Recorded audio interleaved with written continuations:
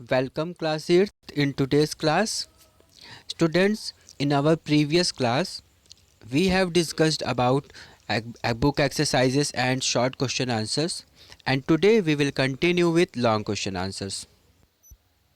Question first: why are dates important in history, and for which events can we not fix dates? तो इसका answer क्या हो सकता है? Dates are important to history because they help chronologically show causes and effect relationship between events. By knowing exactly when things occurred, historians can also more accurately compare different societies at specific points in time. हम history में dates हमारे लिए क्यों important हैं? क्योंकि हमें dates के through ही हम हमारे सारे इवेंट्स को एक सीक्वेंस में, एक ऑर्डर में, एक क्रोनोलॉजिकली ऑर्डर में लगा पाते हैं, जिससे हम सीक्वेंस वाइज हिस्ट्री को पढ़ पाते हैं। और साथ ही साथ इससे क्या होता है कि एक इवेंट से दूसरे इवेंट के बीच का जो रिलेशनशिप होता है वो भी जब हम डेट्स में उन इवेंट्स को शो करते हैं तो बहुत आसानी से समझ पाते हैं, कर पाते हैं।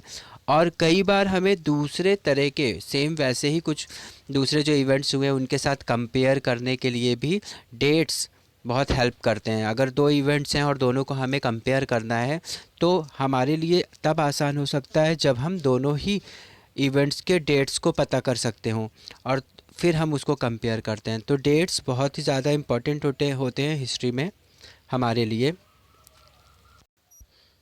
इसी में पूछता है for which event can we not fix dates. हम किन चीज़ों के लिए डेट्स नहीं फिक्स कर सकते? इसका आंसर क्या होगा? It is difficult to fix the dates of some events. कुछ ऐसे इवेंट्स हैं जिनके लिए हम डेट्स को फिक्स नहीं कर सकते।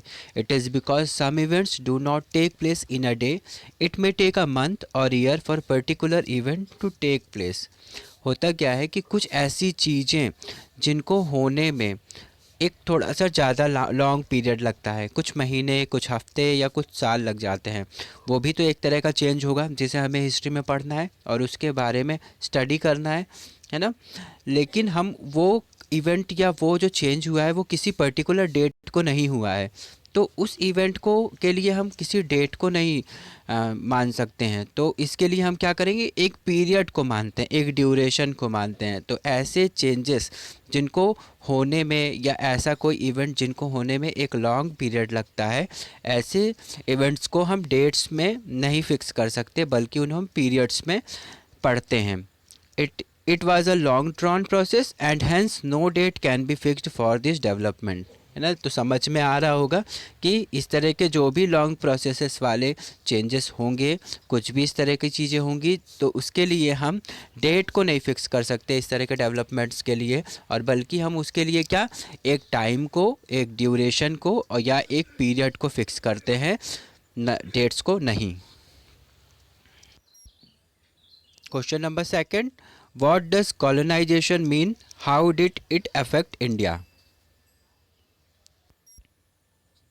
कॉलोनाइजेशन क्या है? Colonisation is the act of setting up a colony away from one's place of origin.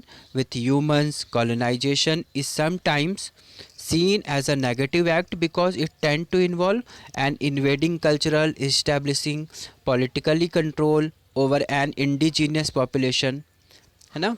Colonisation क्या है? मैंने बताया था कि कॉलोनाइजेशन एक तरह का एक्ट है, एक तरह का प्रोसेस है जहाँ पर कोई एक पॉलिटिकल पावर या कोई एक जो पावरफुल कंट्री होगी दूसरी कंट्री के ऊपर कंट्रोल करना शुरू कर देती है ना। और वहाँ के लोगों के साथ को भी वो कंट्रोल करना शुरू कर देती है।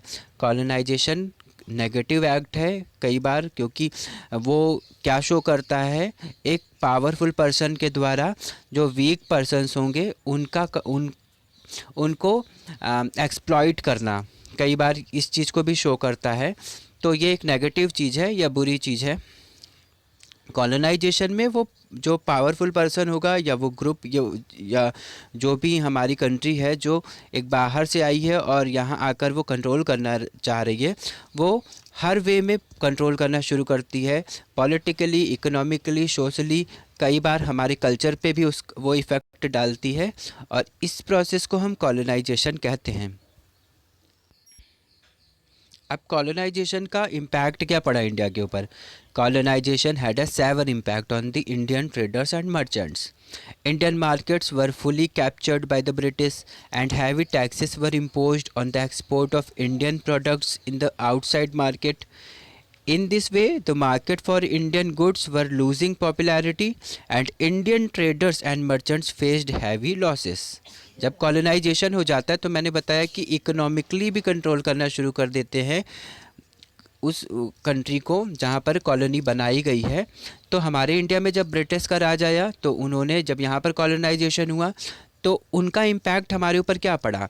हमारे जो इंडियन ट्रेडर्स और मर्चेंट्स थे, है ना, वो भी उनका वर्क या उनका जो सब कुछ काम था, उनका जो प्रोडक्शन का काम था, वो सब कुछ ब्रिटिश गवर्नमेंट के द्वारा कैप्चर कर लिया गया और कंट्रोल करा जाने लगा.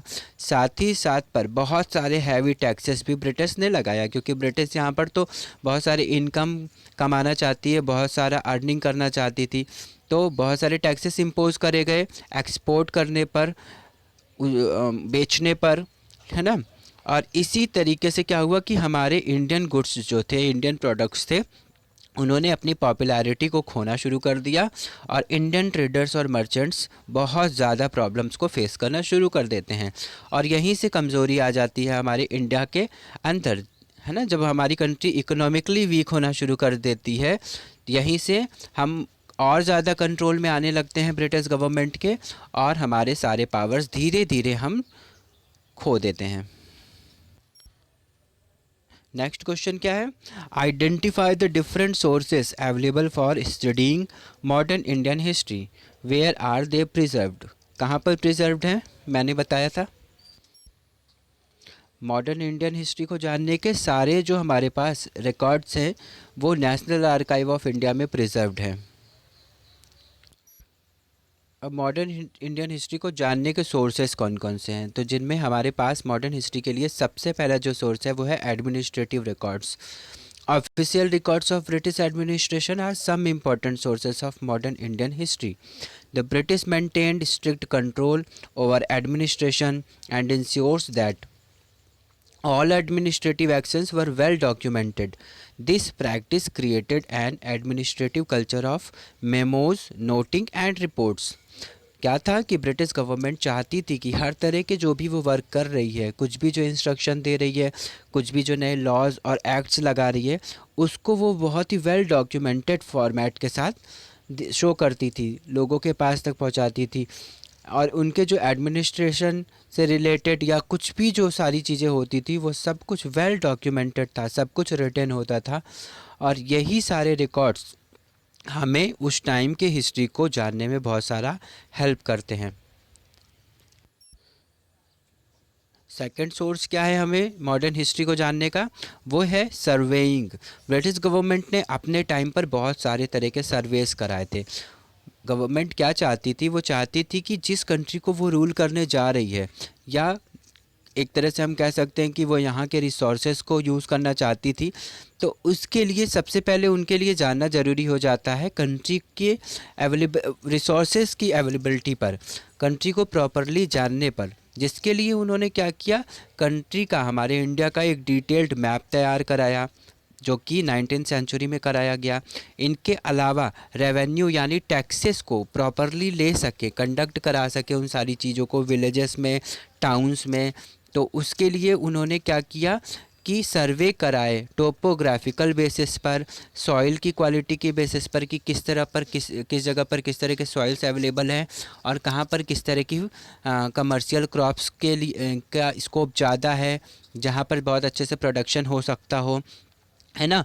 फ्लोरा और फौना किस जगह पर कितने मात्रा में किस तरह के अवेलेबल हैं, उस जगह की लोकल हिस्ट्री और क्रॉपिंग का पैटर्न क्या रहा है इंडिया के अंदर, इन सब से रिलेटेड इन्होंने बहुत सारी चीज़ें जानने की कोशिश की सर्वे के थ्रू. और यही सारी चीज़ें जो जहाँ पर जिसमें उस टाइम के बारे में सब कुछ लिखा हुआ है कि उस टाइम पर कैसी सॉइल क्वालिटी थी, कैसा फ्लोरा और फौना अवेलेबल था, कैसा क्रॉपिंग पैटर्न था, टोपोग्राफी कैसी थी उस टाइम पर इंडिया के किस पार्ट की, वो सब कुछ हम इन सर्वे रिकॉर्ड्स की स्टडी करके आज भी बहुत ही एग्जैक्टली समझ सकते हैं. तो ये भी एक बहुत ही ज़्यादा वैल्यूबल और इम्पॉर्टेंट सोर्स होता है हमें मॉडर्न हिस्ट्री को जानने के लिए. Third source monuments and towns है। ब्रिटिश गवर्नमेंट ने अपने टाइम पर बहुत सारे forts, residential officers, public buildings और क्वार्टर्स बनवाए। जैसे इन्होंने विक्टोरिया मेमोरियल कोलकाता में बनवाया, विक्टोरिया टर्मिनस मुंबई में बनाया, फोर्ट विलियम ये इन्होंने कोलकाता में बनाया, और राष्ट्रपति भवन जैसे बहुत सारे इंपॉर्टेंट बिल्डिंग्स भी ब्रिटिश टाइम में बनवाए गए। ठीक है, इसके अलावा इन्होंने बहुत सारे नए टाउन्स भी बनवाए। जैसे यहाँ पर शिमला का एग्जाम्पल दिया हुआ है कि शिमला जो ब्रिटिश राज में समर कैपिटल था, गर्मियों के टाइम पे वे शिमला से रूलिंग का काम किया करते थे, है ना। तो ये सारी चीज़ें क्या बताती हैं, इन मॉन्यूमेंट्स और टाउन से हमें उनके टाउन प्लानिंग के बारे में बहुत अच्छे से पता चलता है कि उस टाइम पर वो किस तरह के टाउन प्लानिंग को करना जानते थे। साथ ही मॉन्यूमेंट्स में हम उनके आर्किटेक्चरल स्टाइल्स की स्टडी कर पाते हैं, किस तरह के मटेरियल्स को उन्होंने यूज़ किया है ना, कितना ज़्यादा डेवलप्ड था उनका आर्किटेक्चरल वर्क जो हो करते थे वो। तो ये सारी चीज़ें हमें मॉन्यूमेंट्स, साथ ही साथ उनके बिलीफ सिस्टम के बारे में, उनके कल्चर के बारे में कहीं ना कहीं मॉन्यूमेंट्स और टाउन्स में इन चीज़ों का इम्पैक्ट देखने को मिल जाता है। तो ये सारी बहुत सारी चीज़ें हैं जो मॉन्यूमेंट्स और टाउन्स से भी हमें पता चल जाती हैं।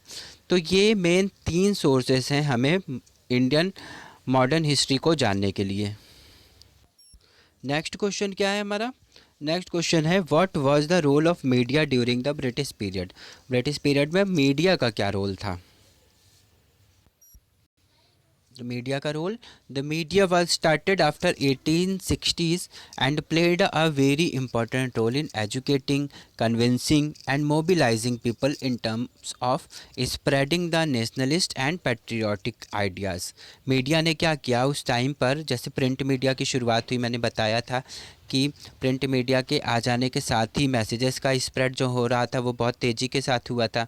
तो ये सारी चीज़ें जब शुरू हो जाती हैं तो लोग एजुकेट होना शुरू हो जाते हैं, है ना। किसी भी एक एजुकेटेड पर्सन के जो स्पीचेस या कुछ भी जो वो नेशनलिज़म को जगाने के लिए, लोगों को अवेयर करने के लिए उन्होंने अगर कुछ उसमें प्रिंट कराया तो वो लोगों के बीच जाकर एजुकेट कर रहा है लोगों को, उनको उनके राइट्स के बारे में बता रहा है ना। साथ ही साथ कन्विंस भी कर रहा है, उनको मना भी रहा है, वो कन्विंस हो जाते हैं कि किस तरीके से हम कुछ ऐसा कर सकते हैं अपनी इस ब्रिटिश गवर्नमेंट को रिमूव करने के लिए।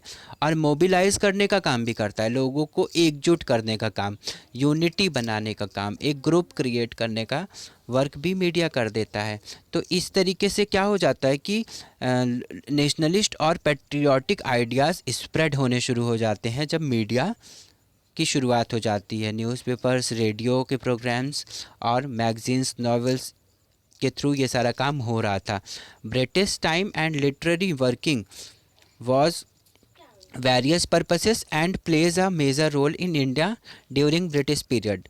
जबकि ब्रिटिश टाइम में ये जो लिटरेचर का वर्क हो रहा था, जो भी वो प्रिंटिंग का काम करा रहे थे, वो उनके खुद के उसके पीछे के मोटिव्स होते थे, उनके खुद के एम्स थे।